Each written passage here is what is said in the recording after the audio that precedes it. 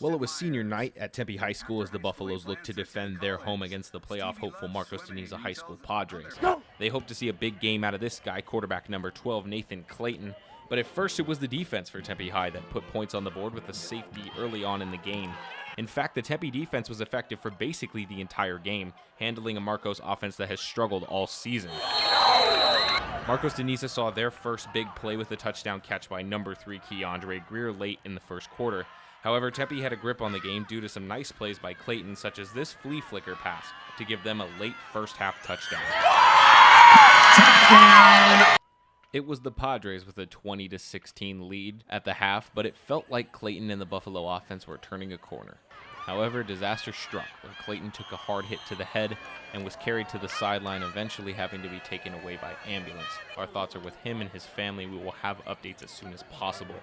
This forced number 3 Amari Rogers to step into the quarterback spot, and the offense struggled from then on.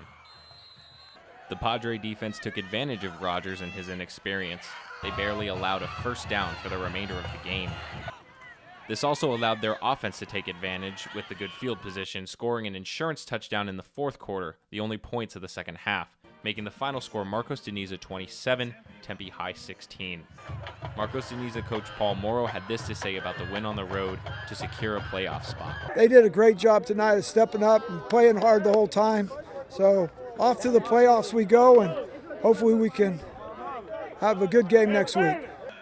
It's important to note that although it was senior night, Tempe had only a handful of them. They're a very young team, but head coach Brian Walker made it clear that that wasn't an excuse. Yeah, they're young. We made a lot of mistakes. That's going to happen with a young team. We're not going to use our youth as an excuse.